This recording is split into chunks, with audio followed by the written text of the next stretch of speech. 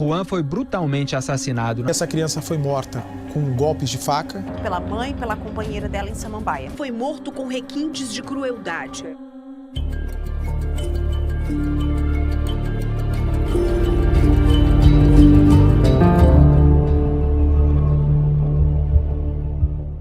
Olá, meu nome é Vitor Santos, eu sou especialista em linguagem corporal e perito técnico das expressões faciais. Recentemente, um caso de infanticídio chocou o Brasil. O caso de um garotinho de 9 anos de idade chamado Juan e que foi esfaqueado até a morte pela própria mãe, esquartejado e jogado na rua como se fosse um saco de lixo. Hoje vamos entender mais sobre o que as culpadas pelo crime, Rosana e sua parceira Cássila, sentiram durante esse tipo de crime e em qual perfil psicológico criminal elas se encaixam. A irmã adotiva de Juan, de 8 anos de idade, dormia quando ouviu um barulho muito alto, seguido de um grande tumulto em sua casa. Por medo da reação de sua mãe e sua madrasta, a garotinha fingiu estar dormindo. Próximo dela, alguns momentos antes, Juan, de 9 anos de idade, dormia profundamente, quando foi acordado com uma facada no tórax. A vítima então caiu de joelhos pela lateral da cama, ao que foi golpeada com pelo menos mais 11 facadas. Crimes de faca por si só já são considerados bem pessoais, pois diferentemente de uma arma de fogo, na faca você precisa ficar muito próximo da vítima, olhar olho no olho, ver o desespero da vítima enquanto ela morre. Isso geralmente está associado a uma mensagem que o agressor, a pessoa que está cometendo o crime de homicídio, quer passar para outras pessoas por meio da vítima. A autora dos golpes era Rosana, a própria mãe biológica de Juan. Ela então inicia o processo de decapitação da criança, com Juan ainda emitindo sinais vitais. Contando com a ajuda de Cássila, sua parceira amorosa, ambas tentam seguir com a próxima etapa do plano, que é assar Juan em uma churrasqueira para soltar a carne do garoto de seus ossos e ficar mais fácil de se livrar dele. Cássila se desespera no meio do processo, enquanto Rosana remove a pele do rosto do garoto, o desfigurando completamente. Ambas não conseguem seguir com o primeiro plano, então partem para o segundo, e dentro de poucas horas, na cidade de Samambaia, Rosana aparece com 2 mochilas infantis vagando pela rua.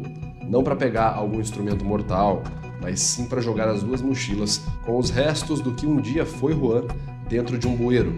As 2 são presas sem apresentar nenhum tipo de resistência. Segundo Rosana, mãe do garoto e a líder de todos esses acontecimentos criminosos, a motivação do crime era que Juan atormentava ela e era o último laço remanescente que Rosana tinha com o pai do garoto, o que levou Rosana a acreditar que mutilando o próprio filho vivo ia fazer com que de uma vez fosse apagada a imagem do pai dele e o laço que um dia eles tiveram. Rosana alega arrependimento, porém o que vemos nessa fala é: é a solução. No momento, para mim, foi a solução, porque a U12B zigomático maior, de maneira bilateral, uma microexpressão de felicidade.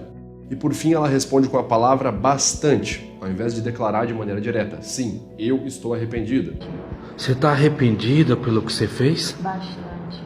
O que pode ser visto como um afastamento verbal, dificultando então o processamento de que ela realmente está arrependida. A parceira de Rosana, Cássila, disse que estava horrorizada com tudo que aconteceu, por isso que ela não conseguiu fazer realmente o que era para ter sido feito e que ela quase tentou impedir a Rosana, que ela quase conseguiu acabar com todo aquele crime e que ela quase não fez nada. E eu tinha me arrependido de fazer, já não queria mais fazer. Porém, em seu depoimento, conseguimos observar várias incongruências, como, por exemplo, um estado majoritário emocional de felicidade apresentado por ela enquanto relata o crime. E quando ela justifica que, mesmo horrorizada, fez tudo o que fez por amor à sua parceira, a gente consegue observar isso daqui. E pra ela parar, porque já... A U12B, felicidade. E pra ela parar, porque já... Eu já sabia e eu falei pra ela que isso não ia... que a gente ia se entregar mesmo. O motivo dela foi os parentes, o seu motivo foi qual?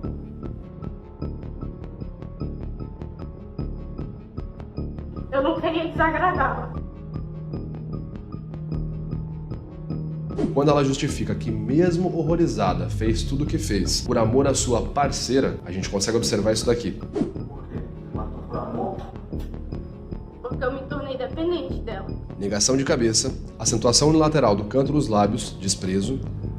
Porque eu me tornei dependente dela. Micronegações de cabeça, ausência de termos diretos como eu fiz isso pois amava ela, usou a palavra dependente, o que poderia ser um afastamento verbal. Por fim, quando fala a palavra dela, Porque eu me tornei dependente independente dela. Elevação do lábio superior, acentuação no sulco nasolabial, enrugamento na asa do nariz, microexpressão de nojo. Um outro ponto, além de todos os sinais de crueldade exibidas nesse tipo de crime, que podem evidenciar ali um comportamento de ambas as mulheres como antissocial e assim caracterizar difícil que elas tenham sentido realmente um arrependimento genuíno, foi um evento que aconteceu há cerca de 1 ano atrás, mais ou menos. Em 2018, segundo elas, o garoto Juan disse que queria ser uma garota. Ambas se atentaram ao pedido dele e deceparam o pênis do garoto em casa numa espécie de cirurgia caseira de mudança de sexo, segundo elas. Desde esse evento, então, ambas passaram a vestir o Juan com roupas de mulher, de garota, e a manter ele em cárcere privado, segundo o que é relatado pela polícia e as mídias. O arrependimento genuíno ele pode ocorrer ali de forma impactante ou de forma gradual, e geralmente está associado a uma mudança de comportamento. Aquilo que eu faço quando eu me arrependo, eu vou parando de fazer aos poucos. Isso é o que geralmente acontece. Porém, além de um evento recente de violência física tendo sido ocorrido há cerca de 1 ano atrás, ainda houve o cárcere privado, ou seja, a criança mantida em casa contra a vontade dela, que realmente dificulta que o arrependimento tenha acontecido em algum momento, pois a violência física já havia sido praticada contra o garoto antes, não de maneira fatal e mortal, como foi agora, porém já havia sim tido um grau elevado de violência física contra a criança. É possível que haja sim o arrependimento se a gente observar as falas da própria Cássila, a parceira da Rosana, quando ela apresenta um pico de ansiedade, certo? E utiliza o termo "o problema foi" quando diz que não conseguiu realizar de maneira correta os procedimentos feitos no plano que ela tinha feito. O problema é que, como eu fiquei nervosa e não tomei mais conta do meu corpo por causa da aflição, o que então poderia ser um ato falho, revelando que de fato houve um arrependimento, mas apenas por não ter conseguido executar de maneira sistemática e lógica todos os planos que foram elaborados e assim acabou sendo pega. Segundo a própria Rosana, a mãe do garoto, o Juan teria sido fruto de um estupro cometido pelo pai do garoto contra ela, que mais uma vez é utilizado como justificativa por ela. Ela diz que o garoto atormentava ela, que a imagem dele era igualzinha à imagem do pai, ele tinha o gênio do pai e ela queria eliminar de vez aquele gênio, queria esquecer de vez aquele ocorrido. E essa foi a solução que ela encontrou. Em 2015, após perder a guarda do Juan para os avós paternos, Rosana fugiu com ele, ficando aí por mais ou menos 5 anos, judicialmente ilegal com o Juan. Uma das possíveis explicações para esse tipo de comportamento associado a querer matar o garoto, mas ao mesmo tempo querer fugir com ele para que ele fique próximo dela, pode ser explicado pelo provável comportamento criminoso que a Rosana apresenta. Ela apresenta traços de comportamento paranoico, ou seja, uma pseudo-falta de conexão com a realidade, quando eu construo as lacunas da realidade com aquilo que eu creio ser real. Foi divulgado pela mídia que ela tinha certo fanatismo religioso, o que geralmente é presente em criminosos com algum tipo de paranoia, que criam de maneira sistemática algum tipo de ideia ou regra de como o mundo funciona em relação a problemas deles.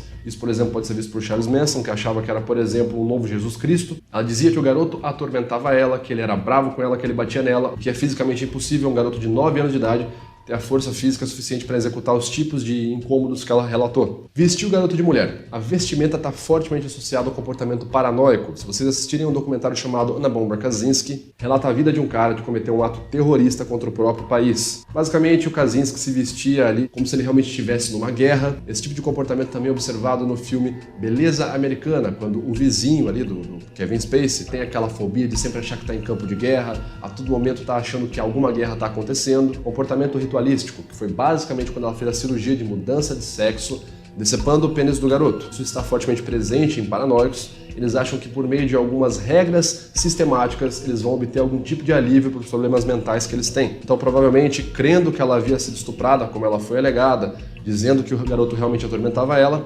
direcionar todos os sentimentos negativos que ela sentia pelo pai do garoto para ele, permitia que ela tivesse um comportamento ritualístico que ocorresse de forma catártica, ou seja, ela ia direcionar tudo pro garoto, decepar o pênis dele como se ela estivesse decepando o pênis do homem que cometeu violência sexual contra ela, e acreditando que mutilando ele e matando ele de forma brusca e violenta, eliminando ele do mundo, como foi dito pela própria parceira dela, todos os laços negativos que estavam ali atrapalhando a cabeça dela iam sumir.